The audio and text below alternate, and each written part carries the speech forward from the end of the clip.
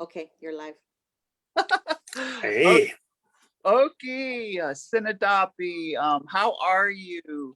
We're welcoming you, the Native Wellness Institute, and we have a special guest for the 270th Power Hour to bring positive, productive, proactive, and healing, and to get on with this thing with behaving better. So we welcome you. My name is Theda Newbreast. I always say it's my IRS or my slave name, but I like my English name. And Nistu Nidaniko Makoy. It's my second Blackfoot name that was just transferred in a ceremony to me in 2017. So when we get our Indian name, we have to grow into it. And so Roger Prairie Chicken always tells me that I'm just a baby, so I have to protect myself because I am now maturing into a different level of my life and letting go of everything in the past. And I need to regrow into spiritual maturity. So I live on the Blackfeet Reservation. This is my 26th winter, all year round.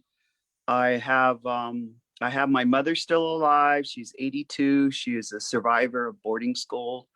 I have most of my siblings here. I have all of my 64 first cousins. And we were trying to count our second cousins and we're at about 500. And then my third and fifth cousin. So I live with all of them. So I don't have a European nuclear family.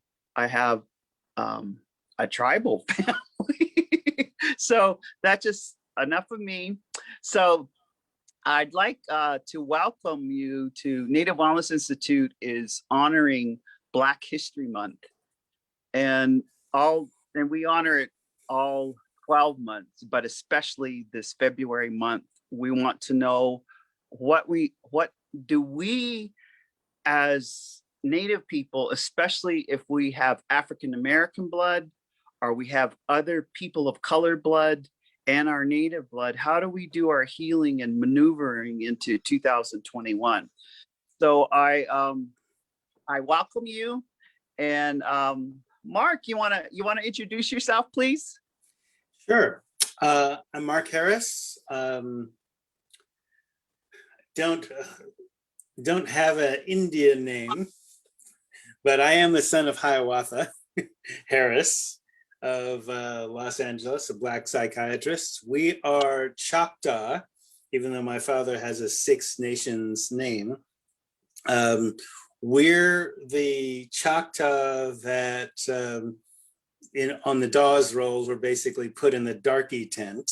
And we decided that it would be better to, since we could pass for Black, to pass for Black in all Black towns in Mississippi and Louisiana, while the so-called Red Indians went on the Trail of Tears.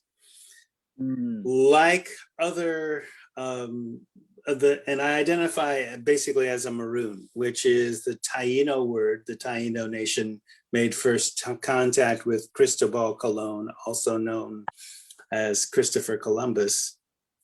And they knew of Africans because Africans had been coming here since before white people even had a civilization, really. But if you make sense of, just like we talked about last time, pyramid builders know other pyramid builders, and they kick it with pyramid builders.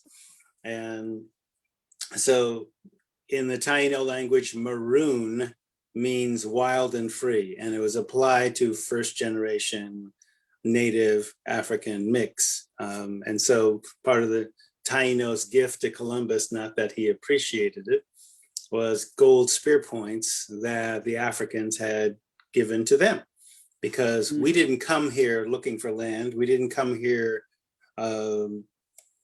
looking for gold. We brought the gold, not only physical jewelry gold, but cultural gold about how to live free.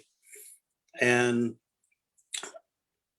that perspective, when I start looking at other Black Indians, if you want to use the English word, or Maroons throughout history. Let's start with Frederick Douglass. And Frederick Douglass freed himself from slavery, but he was still alcoholic when he freed himself from slavery. And he made a statement that we cannot stagger our way to freedom. Right? So the oldest recovery frameworks on Turtle Island are native, that is the well-briety movement started most identifiably with Handsome Lake, right? So 1700s. And then the addiction is slavery movement, talking about Frederick Douglass, a century later. Not the 12 steps. 12 steps, 2 white guys in the 1930s, abstinence, et cetera, but as people of color with advanced civilizations, we need to understand how addiction is slavery, because there's racism involved and lots of cultural destruction. Slavery is often used as a weapon of war. And we have to deal with understanding the nature of our chains. And if the physical chains come off, they put mental chains in your mind and your spirit to try and enslave you. So you have to free yourself, not simply with abstinence, but also refilling yourself with, shall we say, cultural strengths. God, thank you, Mark. You made, you stimulated me thinking around, maybe we'll share a little bit of Indian, a little bit of Maroon, a little bit. And so you just saw because we were raised that the greatest weapon of the oppressors was the oppressed mind. Yes. And so Maslow, so just a short couple around in 1938, Maslow was known as the monkey man. He studied deviant behavior. And he was a scientist. He was studying underneath Ruth Benedict, and he had a couple surveys. And he had studied why apes rape apes, a power thing. And then he wanted to take these couple of research tools. And Ruth Benedict told him, "Well, you need to try this on a population that has very little outside influence to see how it's culturally intact." And that was in the Blackfoot Confederacy at Sixikai, Alberta side. So she told Maslow, okay, so, and she probably was snooty with him because she told him, okay, little researcher, take your little research tools and you go up to Sixikai. And knowing, and he didn't even have a car. So she's sending him, you know how our professors, to get our PhDs, what they do to us anyway. So we know this information because Maslow had this really cool friend named Jane, and she was in Colorado, and Jane and her boyfriend, he had talked to them. They said, well, we have a car. So they drove Maslow to Sixikai. And when they got there, they went to the Indian agent, and the Indian agent, you could tell he, normally they would just make decisions without talking to the Indians at all, or the natives. But he said to them, I give you permission, but you need to go out there and ask those elders. And so they sent him out, and the Okon, the medicine lodge, was going on. And in the medicine lodge, they'll have a double teepee, sometimes 150 people can fit in there. And they were beginning the medicine lodge. And so that's where Maslow went, so his first, him and Jay, could you just see these, they had to be courageous white people to go inside that teepee with medicine lodge, all these elders. And so in a nutshell, when he got in there, and Jane wrote the notes, and we know this because she lived over 100 and gave her 2 trunks of notes to Red Crow College. He got in there and he lost his speech. He he could feel the power of the split horns, of all just what was in there, and he lost his speech. And so they were like, like, okay, come on. They were they got their interpreter. Come on, Mr. Napi, go on, or Napi Quinn. That means white man or white people. It's speak to us. And he couldn't get his speech. So Jane stepped in front of him, a woman, which is usually not protocol. Usually your men talk for you. And she said something, and that got their ears, and introduced Maslow as a person who was going to ask some questions and record it, and it would be left for all the future generations to understand. And so that was how Jane described research, and which is kind of, research is a beautiful thing. And so they ended up teaching him everything about tobacco, pastascan, tobacco planting. I have 230 songs that go with it, as well as the year. You have to have a virgin with their toe dig the hole that the tobacco seed goes in. So they taught all of this and to him, and then he walked away with the hierarchy of need, which is actually upside down, because our philosophy of incomplete to complete is that you take care of everybody. There's no first. You make first. Complete people Right. first. Everybody has to have food and shelter. Everybody has to have a level of comfort. Everybody has to be safe. There are no missing and murdered Indigenous Two-Spirit. There's everybody. That is what our whole culture is based upon. So when we were talking, there's just this one little story that I'll share, and then I'll give it to you, Mark, to tell us the Maroon version of the history.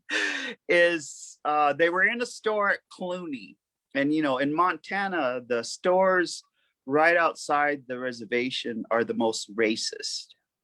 That's why, some of our people say racism is a pandemic too, because we get treated so badly. So the elders went in there, and they're just enjoying their day. They know that they can buy things there. They know that they can get things to make outfits to help their family. They could even, like, back then, if you could find a mirror, they just thought a mirror was just, the only time they saw the reflection was in the water. But to get a mirror was a great gift to give to, like, a loved one, and so they were in there, and the proprietor of the store was, how they follow us. Following him around, yes. Microaggressions, we call it today, yes. Right, but they follow you around, and are there, they got all four of the people like, what they doing? And, because they think we're going to steal or whatever.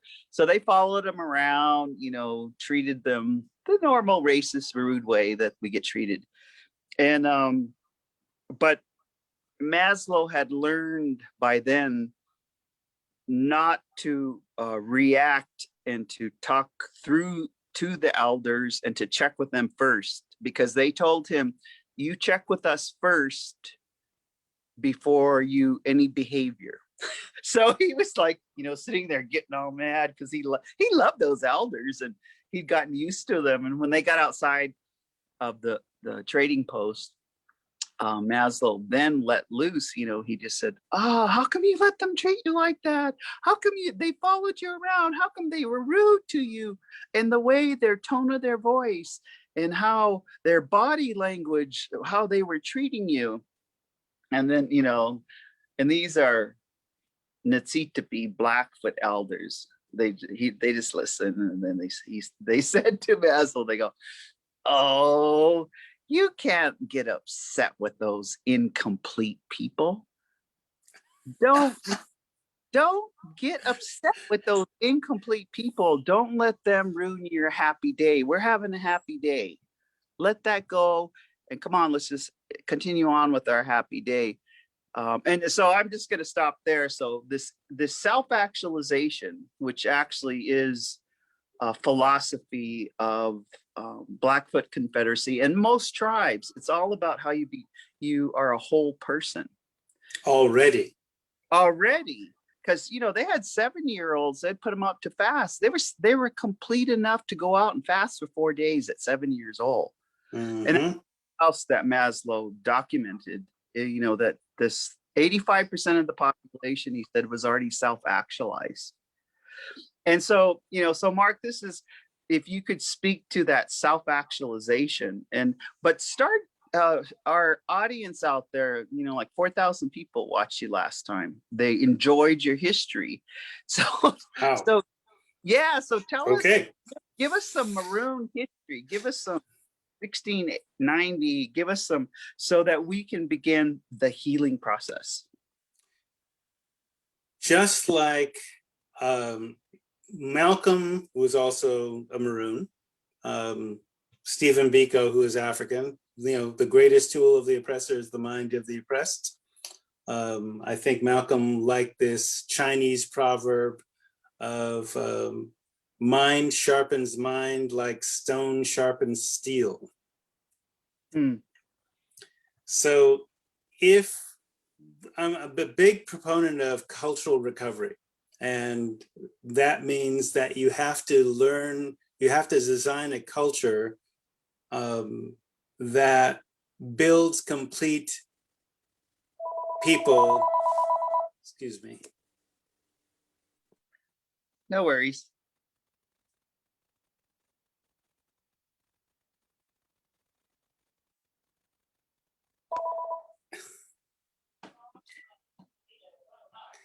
So you have to build complete people from the get-go. Yeah. Yeah. And you do that. One of the things I liked about the Gona, because as a weapon against oppression, against addiction, using that cultural base. So history to a people is like memory to a person. And you only get amnesia through trauma, through actual brain injury physically. But you can also have your history taken away if, for example, in boarding school, right? I had a client earlier who basically was talking about, he's taking this US history from a teacher who, when I encountered him in the same institution, basically he's following the tradition of the teacher before him who said slavery improved Black people by taking them out of savagery and exposing them to Christianity. Now, I'm sure there's white scholarship to suggest that, but that's not our scholarship because we created Christianity as a weapon against Roman oppression. Yes. In Africa.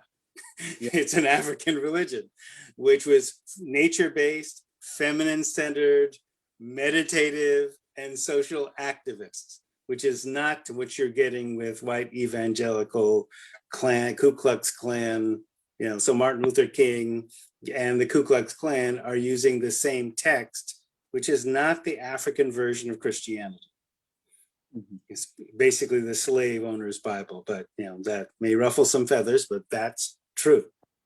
Because how many armies did Yeshua have? None. How many slaves did Yeshua have? None. Which women did Yeshua beat? None. Was he drunk? No. So how do you get Christian soldiers? Yes. Not from him. Okay. And so part of knowing that history in terms of, if you're emptying people's minds of the way to be whole, the way to be strong and complete, then they don't have to oppress other people. They know how to build other people because they're built. What do we say? Hurt people, but healed people heal people, and recovered people begin to have others recover. So part of that addiction is slavery idea started by Frederick Douglass is I need to know what the history for example, of drug substances, Yes. right? So in the example that you talked about with the planting of tobacco, that's a whole, shall we say, pharmacology, Yeah. and natives didn't make Marlboros. That didn't come from them.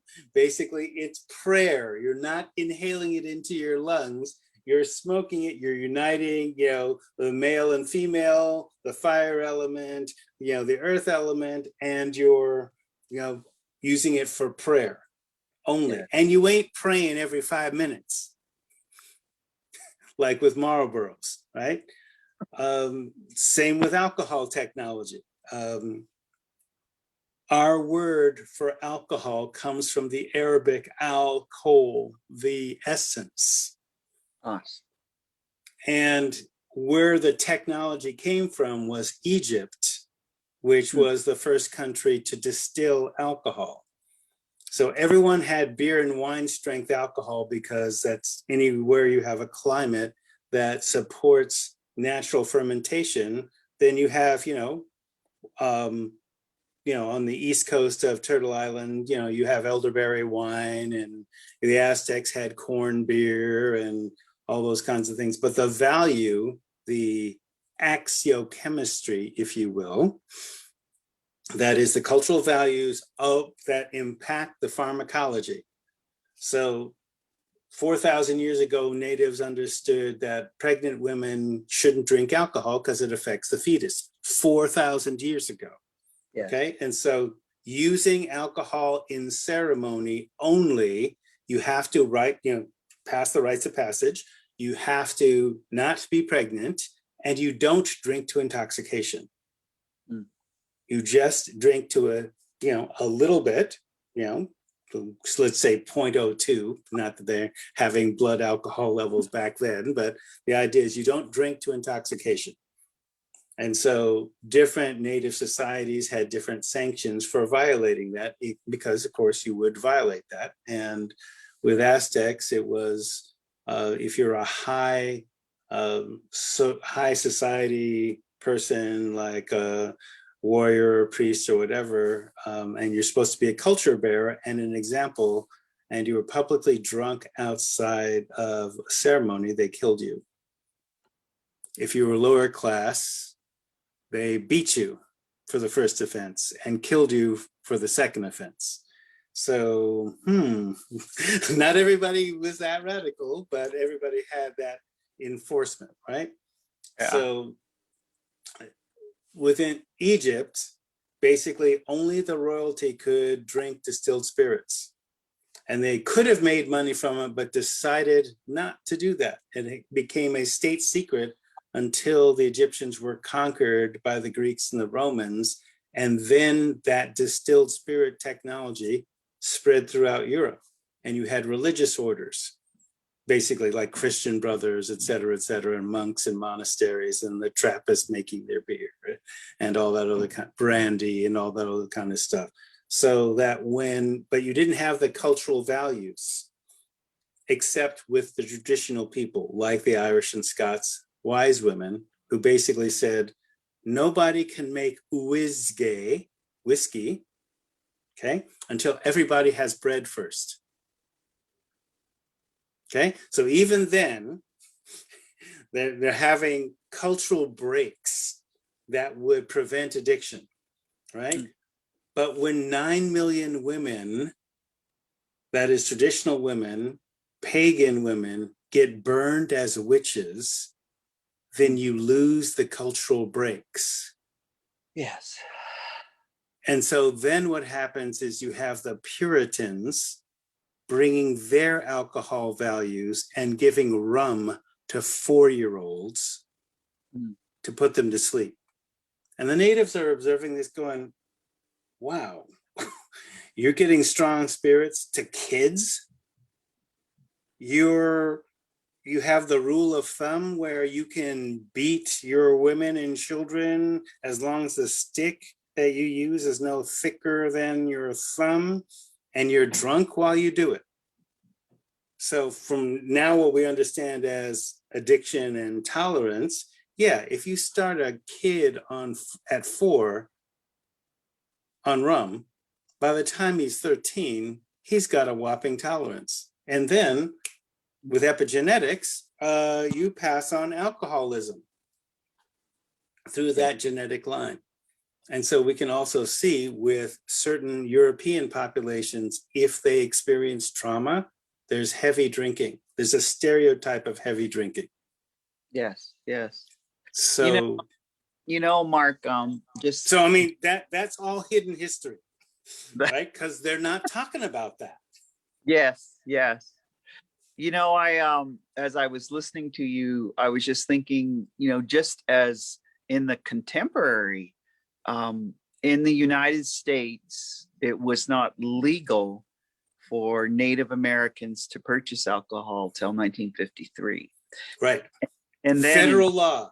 In federal law, and in Canada, it wasn't until like in the 60s or over. So I just want to, just a point, and I'm going to let you continue, is so my grandfather, born in 1900 when the berries was ripe, never touched alcohol till it became legal in 1953. So he had 53 years of maturity before. And then even our grandmas, because it was legal, there's a story in our family that grandma drank a beer when it was legal and got really silly, but never drank a beer again. But just because it was legal, a lot of our people tried it, and some of them instantly became alcoholic.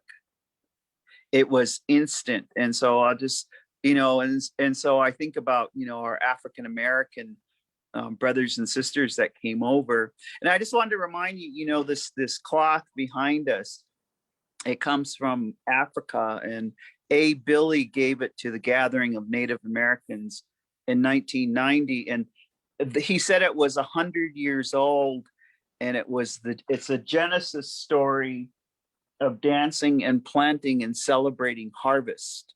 And that's what you see right here. Yeah. And but he said it was also medicine, and so he gave it to the gathering of Native Americans. He didn't want any government people or A. Right. Billy. He Yes. said he didn't want to give it to anybody who is stand by the fort, because they, there was the Oreo brown and white on the inside, or was a banana. Yeah, right. Apple, whatever those things are, right. So anyway, I wanted to please continue with this addiction as slavery, because we need to put these checkpoints of history in place, because like you said, with the trauma for our healing, we need to see how it was calculated and how it was an act of war, and how it meant to genocide us. So understand that this practice is not just limited to white people. So much as some of us would love to blame white people for everything, some of the practices were done to them first, right? But Sun Tzu, the Chinese philosopher, says in The Art of War, the best way to win a war is to induce in your enemy, your adversary, to lose the will to fight. So in that way, Chinese generals would flood a city with rice wine, and then the guards would get drunk, and then they invade while the guards are sleeping out of it. So that's thousands of years ago. China went through what we call prohibition 10 times in a 3,000 year period. Mm-hmm. Okay, so using drugs as a weapon is not a new thing.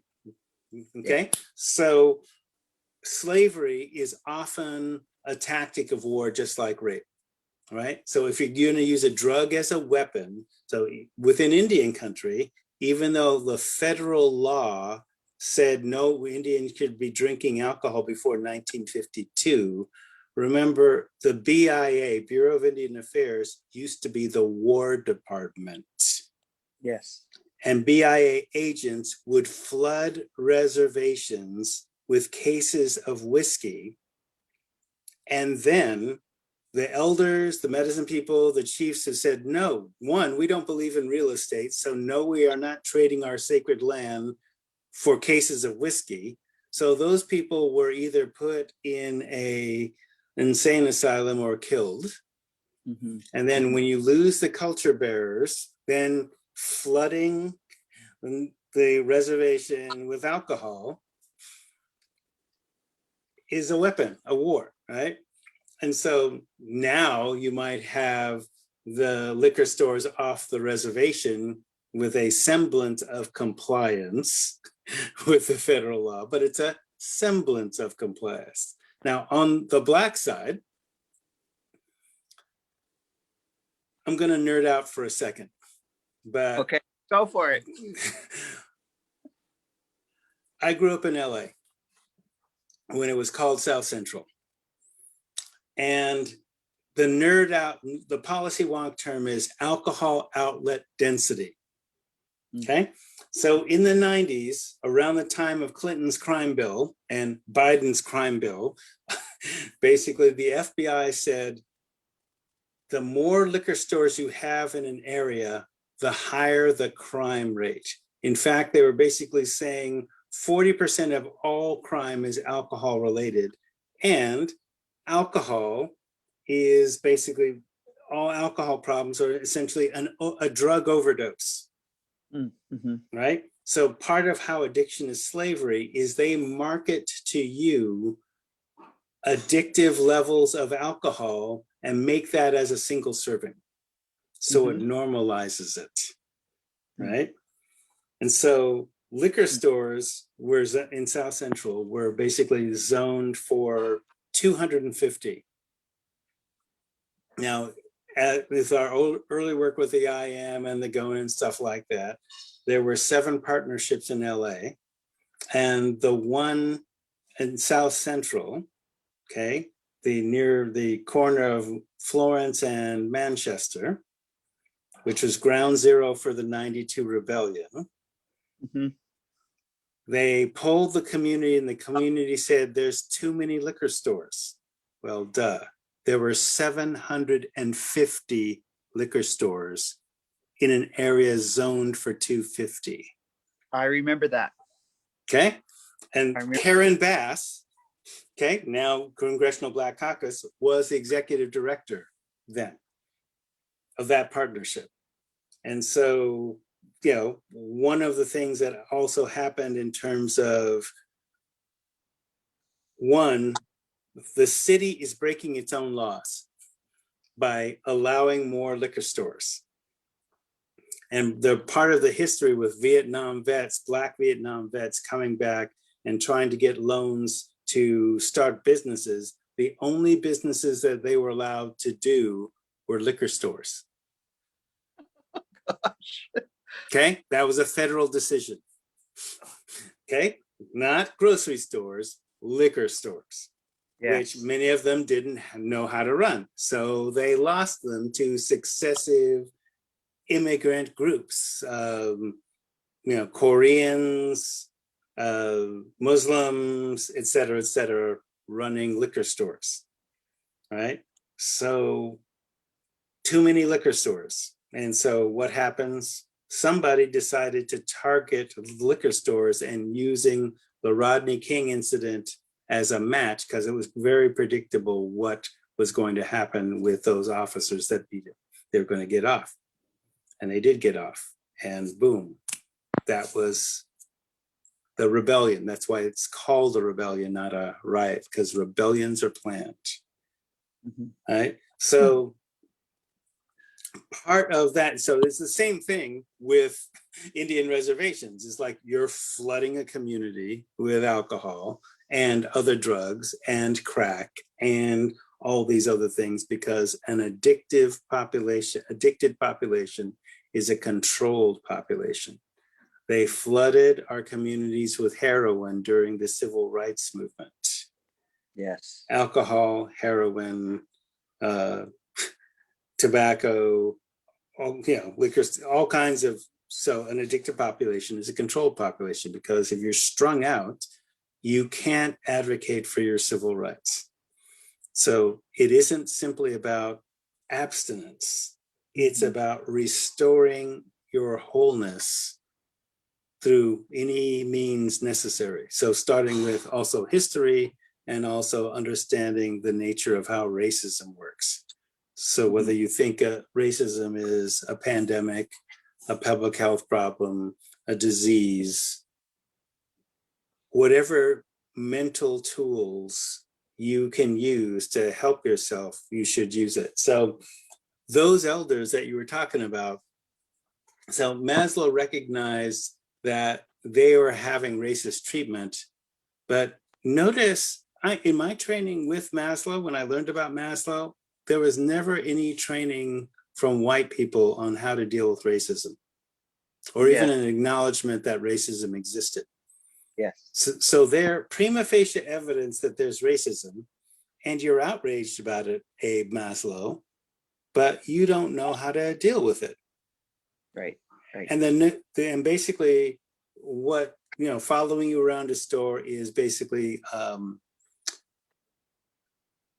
in the literature that studies racism in Black psychology, right? So Dr. Chester Pierce, Navy Commodore,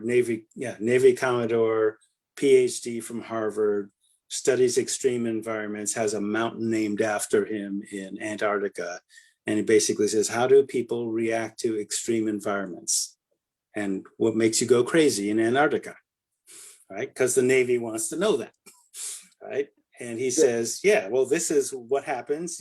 Guys like to bust their balls, in this all guy environment, and you're supposed to just take it, and pretty soon it boils over. And these little microaggressions between men, right? So then he takes that concept of microaggressions, and then he says, wow, being Black in America is like being in Antarctica. The climate is chilly. It's hostile. You can't do anything about it. You aren't being lynched every day. You aren't being called the N-word every day, but you're wearing a three-piece suit and you're walking around in Macy's to buy a tie, and they're following you around. Or they're following you around in Target or wherever, the reservation store or whatever. They're following around. It's a microaggression because they're assuming that you're a criminal, even when you're not a criminal. So what Chet is talking about, Chester Pierce Chet, to the people that knew him, and he said, okay, you got to micro resist. So micro resistance is the response to microaggression. And you might not even say anything. So for example, if I get microaggressed, like I'm talking to somebody over the phone, making appointments, and they walk into my office and they go, I'm looking for Mark Harris. That's me. Oh, you don't look the way you sound over the phone. I sound taller.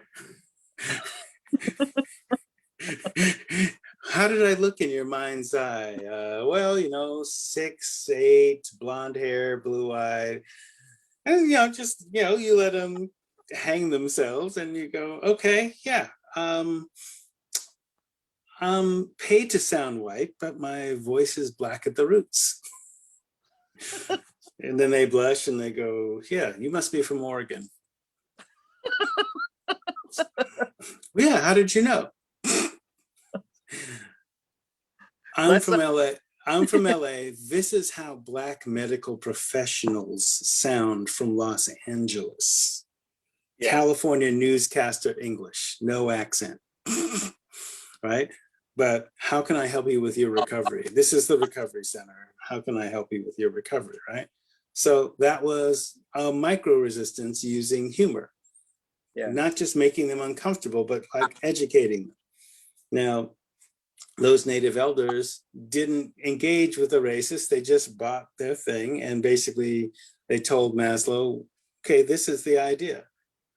There's no point in getting mad at them. They're incomplete people. We're complete people. And our culture made us complete. Okay. And so part of addiction is slavery, is you have to make yourself a complete person because you're being attacked because you're a complete person, right? And you can't necessarily empty yourself, and you definitely have to deal with your pain, whether it's alcohol or whether it's fentanyl or heroin or opiates. You have to understand the nature of the drug that's being used, that's treating a certain condition. Mm-hmm. You're self-medicating. Mm-hmm. And so you have to heal the wound properly without the drug. Mm-hmm. Mm-hmm. You know, when you're saying that self-medicate, you're saying heal yourself. Bonnie Duran, who taught Edward Duran, he published. I mean, they both. I know both of them, and both of them. She was just telling me Phil Tingley, who really influenced them. She was wanting to write about Phil Tingley, but there's this concept, and I've seen it work as a solution around fentanyl, around methamphetamine, and around booze, alcohol. Yeah. That you take pistascon, you take the high. They say that it's the highest, the sacred tobacco, not the Marlboro kind, but right. the it's the highest offering that you can give to a Stepatopio, which creator. And but you can take that tobacco and say like, and I used it for one of my adopted daughters when she was addicted to methamphetamine, and it helped her stay clean for 4 years, was take the tobacco and talk directly to the spirit of the methamphetamine and tell the methamphetamine, you know, with this tobacco, I'm acknowledging how powerful you are. I've seen your power, methamphetamine, and I'm acknowledging your power. But with this tobacco, I'm putting it down and I'm letting you know you're not welcome here no more. And I seen many, and just you can do it with the whiskey, you can do it with the Budweiser, you can do it with the Oxycontin, you can do it with shopping too much, you know, another addiction, or gambling too much, or objectifying a different you know, objectifying them and using them and manipulating them and grooming them and raping them. You know, you can use tobacco as a medicine. That's a beginning. So maybe in this remaining time that we have, Mark, we could talk about, so how do African Americans, how do Maroons, how do half Black, half Native, how do we move towards becoming whole? Because you know that act of war and that clarity, maybe you could share with us your take on it, and then we could share Native Wellness Institute's take on it. How do we become whole? What's the healing? So Dr. Pierce and lots of other folks basically have this idea that either racism is a disease. I've evolved it to look at it as a co-occurring disorder. But anyway, there's a taxonomy. There's different types and levels of racism, and you have to act appropriately, whether it's an individual attacking you or an institution attacking you. Like socio-structural violence by Franz Fanon. Basically, institutions that are tasked with healing actually cause the most damage to people in terms of disproportionate deaths and all those other kinds of things through normal activities. And so you have to recognize it because the institution might not recognize it. So there's that's on racism. In Black feminism, they talk about intersectionality, which is multiple different types of discrimination all acting at once. And where they come together, they force multiply. So it's not an oppression Olympics.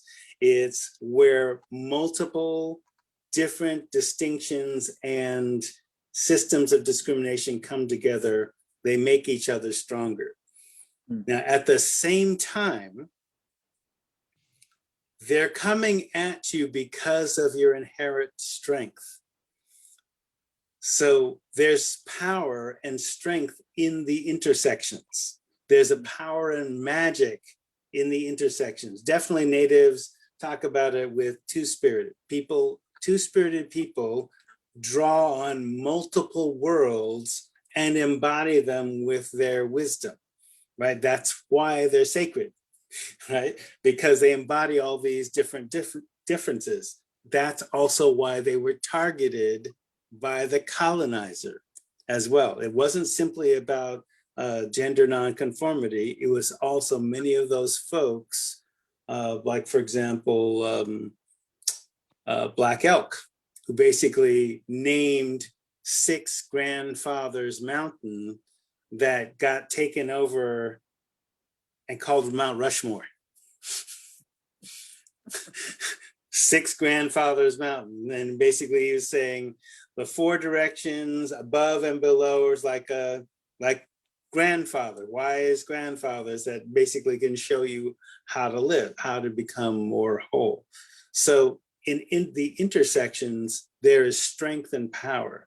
So in my shared heritage, there's a way to be connected to the land through the native side.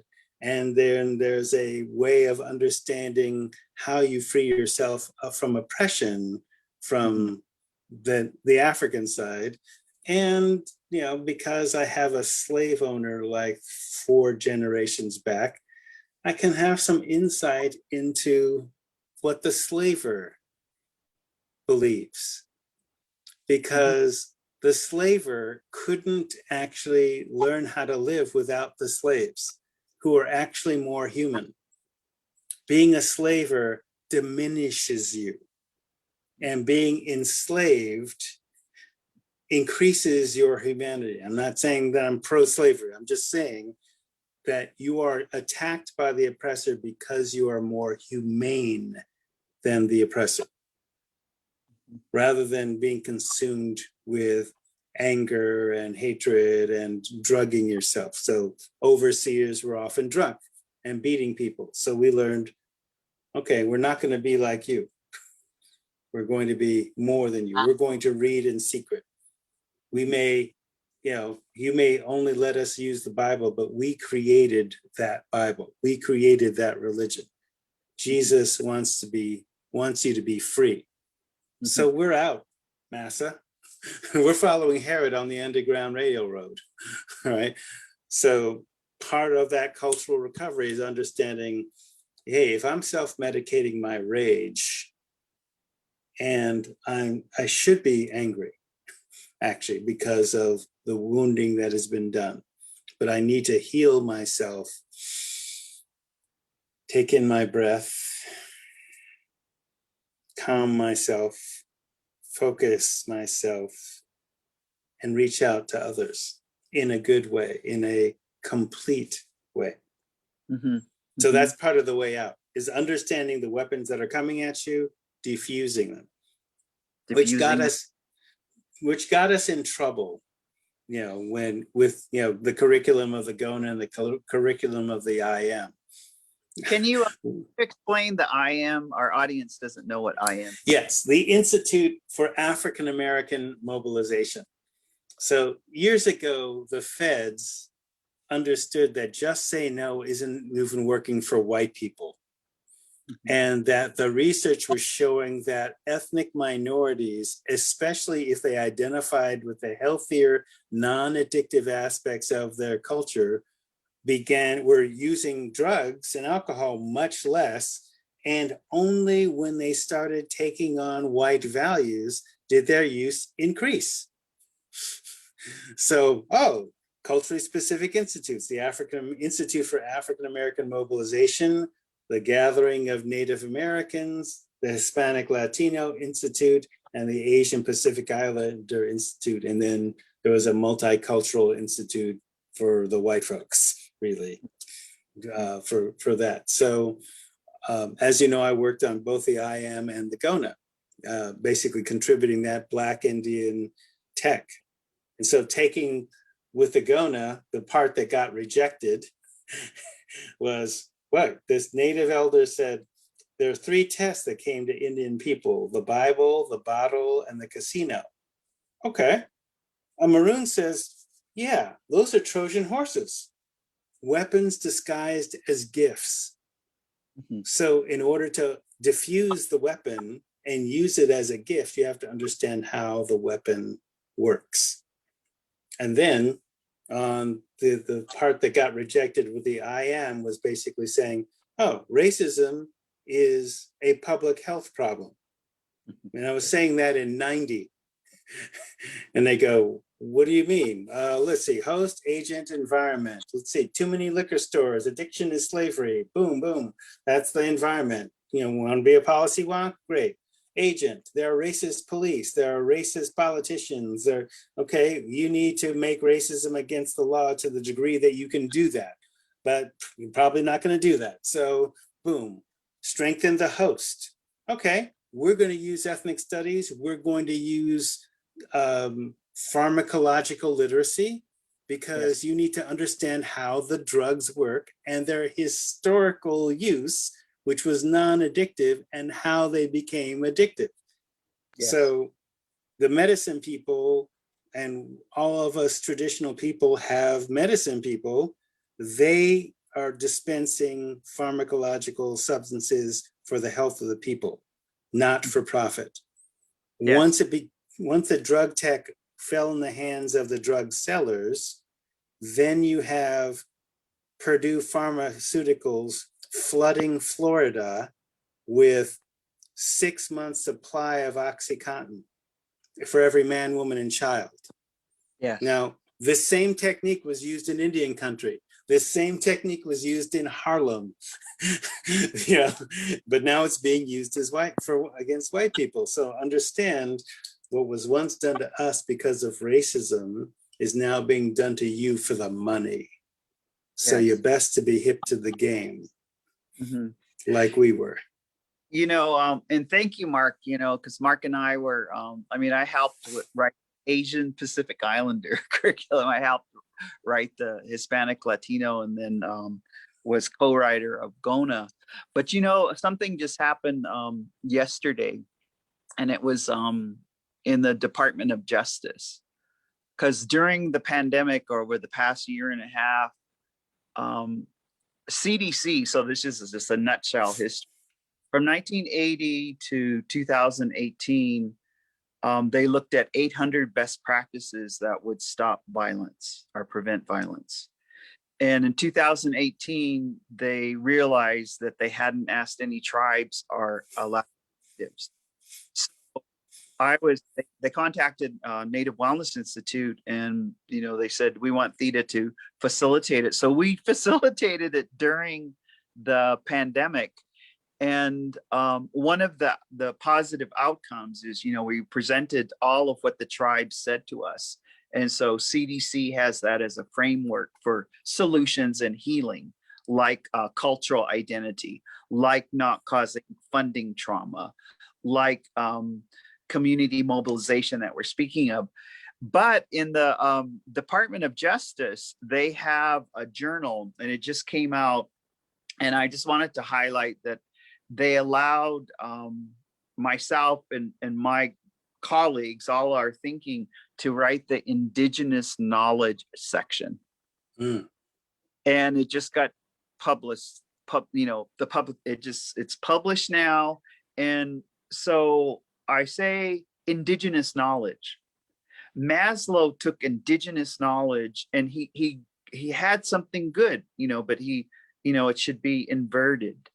In like this cloth behind me, I when Black Lives Matter, when George Floyd was murdered, as many, just like with Rodney King, my mom wanted to take this cloth, and we went on the top of Nenastico Chief Mountain, and we smoked our pipes, and we smudged this cloth for all of the ancestors coming from Africa, that all of that matters, and all of their descendants that intermarried with natives, that they could have a chance at becoming complete people, that they could have a chance at feeling safe. Ashe. that they could have a chance of not having missing and murdered anymore, that they could have a chance at all of their loans being forgiven and still stay in college, that they could have a chance to go to treatment and not jail, Yes. that they could have a chance to raise their children in a racial equity environment, and so I just want to say, as we got a couple minutes, so I want to, what kind of because we love your mind, Native Wellness Institute. We love, we might have to do part 3 down. but what can you say to our audience there, Mark, because we respect your wisdom. What would you say, these resistance, aggression, or these, how can we begin to heal in the remaining time we have? What would you say to our people? Well, I'm a treatment person. So Maroon treatment, actually what treatment should be, instead of 12-step based, that doesn't recognize that racism exists, because Western psychology doesn't recognize that racism exists, is that there is a whole framework about how you deal with racism, because self-medication, you got wounded, you haven't been taught to be strong against that wounding or heal that wounding properly, so you take substances. And if your neighborhood is flooded with substances, that's all you know, instead of the true healing, which doesn't come from a substance. So treatment should actually address that primary wounding. If you're a woman and you've been sexually traumatized, then we definitely deal with that in treatment. Well, what if you're a woman of color and you've been called, sorry to be this candid, nigger bitch by your, white racist stepfather who sexually abuses you? So how are you going to deal with that in treatment? That should be addressed in treatment, and right. And anybody should be able to deal with that if they are properly trained. But if what had been happening with people of color is not only had their addiction, their medical condition of addiction, substance use disorder, been criminalized and not treated, once they got into treatment, they were rejected, usually by white people who said, oh, you are diverting from treatment. No, that is the central cause of why I'm in treatment, is racism or sexism. I need to be able to deal with that with you, because it's a medical condition and you're a medical person. So self-medication, really, it's really that simple. So you need to apply the healing, and that means part of the history, knowing the history of oppression. And yes, this hurt you, and here's the way to be healed from it. And Native Wellness Institute, we this entire time we focused on self-care for all essential workers, and now it's grieving and loss, taking the time to be gentle with yourself, taking the time to do fun things, to recreate, to transform your mind, body, and spirit.